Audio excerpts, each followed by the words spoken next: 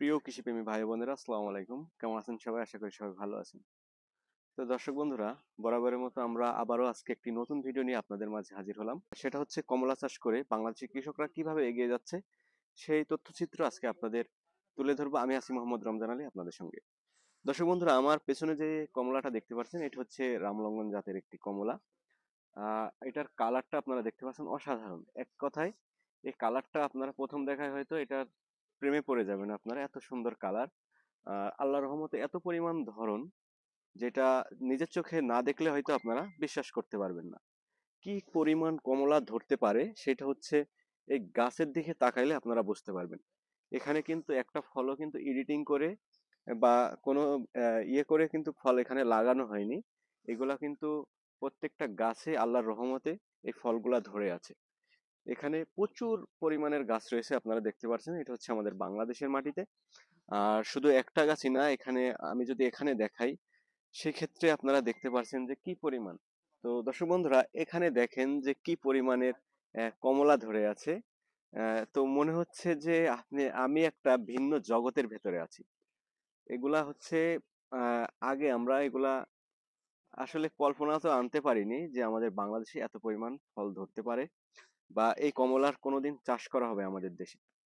কিন্তু বাংলাদেশে বর্তমানে যেহেতু বাইরের যে বিদেশি জাতগুলা সেইগুলা কিন্তু আহ, এখন সহজেই কিন্তু কালেকশন করা যাচ্ছে, যার কারণে এই ধরনের জাতগুলা সংগ্রহ করা হয়েছে এবং আমাদের বাংলাদেশের কৃষকরা এই ফলের চাষগুলা করছে।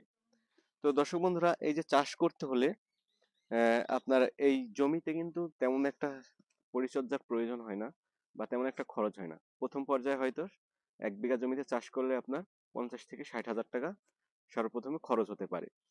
দর্শক বন্ধুরা, 1 বিঘা কমলা চাষ যদি আপনি করতে যান সেই ক্ষেত্রে আপনার 1 বিঘা জমিতে আপনার প্রথমত 120টা চারা রোপণ করতে পারবেন। সেটা হচ্ছে গাছ থেকে গাছের দূরত্ব 8 হাত বাই 8 হাত।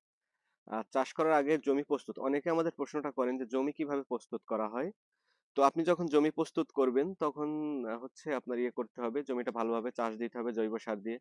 তারপরে আপনি জমি প্রস্তুত করে গাছটা লাগিয়ে দিতে পারবেন ন্যাচারাল ভাবে। আগে থেকে কোনো মাদা তৈরি করতে হয় না, ন্যাচারাল ভাবে আপনি গাছটা লাগিয়ে তারপরে কিন্তু ওখানে সেচ সেচটা দিয়ে দিলে কিন্তু আপনার আস্তে আস্তে আপনার গাছগুলা বৃদ্ধি পাবে।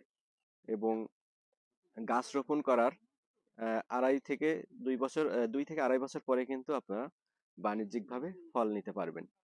আর এই ফলগুলা কিন্তু বাজারে উচ্চ মূল্যে বিক্রি করা হচ্ছে। এখন যে ফলগুলা দেখতে পাচ্ছেন এগুলা কিন্তু আপনার 100 থেকে 120 টাকা দরে বাগানিরা বাগান থেকে বিক্রি করছে। তো আপনারা যদি কেউ এই ধরনের ফলের চাষ করতে চান করতে পারেন। আসলে ফলের চাষ লাভজনক। আর যেহেতু আমরা দেখাচ্ছি, আপনারা দেখতেই পারছেন যে আমাদের বাংলাদেশের মাটিতে এটা, আমরা কিন্তু বাইরের কোনো বাগান আপনাদেরকে আমরা দেখাচ্ছি না। তো আপনারা যদি এই ধরনের কেউ ফল ফসলের চাষ করতে চান, আপনি যদি চাকরি বাকরি করেন সেই ক্ষেত্রে কিন্তু আপনি এই কমলা চাষ করতে পারবেন। কারণ এটা একটা উচ্চ ফলনশীল একটি জাত এবং লাভবান একটি জাত। এটার নাম হচ্ছে রামলঙ্গন। তো কেউ যদি এই চাষটা করতে চান করতে পারেন, নির্ভয়ে করতে পারবেন। কারণ চাষ করতে গেলে আপনার প্রথমত যেটা দরকার সেটা হচ্ছে আপনার ধৈর্য। আপনার যদি ধৈর্য না থাকে সেক্ষেত্রে আমি মনে করি আপনার চাষে আসার দরকার নেই। আপনার যদি একটু ধৈর্য দিতে পারেন 2 থেকে আড়াই বছর, সেই ক্ষেত্রে কিন্তু এই রকমের একটা কমলার বাগান আপনিও গড়ে তুলতে পারবেন। তো দর্শক বন্ধুরা, কেমন লাগলো আজকের ভিডিওটা? ভিডিওটি যদি ভালো লেগে থাকে অবশ্যই আমাদের চ্যানেলটি সাবস্ক্রাইব করুন, পাশে থাকা বেল আইকনটা অন করে দিবেন, বেশি বেশি করে শেয়ার করবেন। তো সবাই ভালো থাকবেন, সুস্থ থাকবেন। দেখা হবে সামনে আরেকটি যে কোনো নতুন ভিডিও নিয়ে। আমি আপনাদের মাঝে আবারও ফিরে আসবো সেই প্রত্যাশায় আজকে বিদায় নিচ্ছি। আল্লাহ হাফেজ।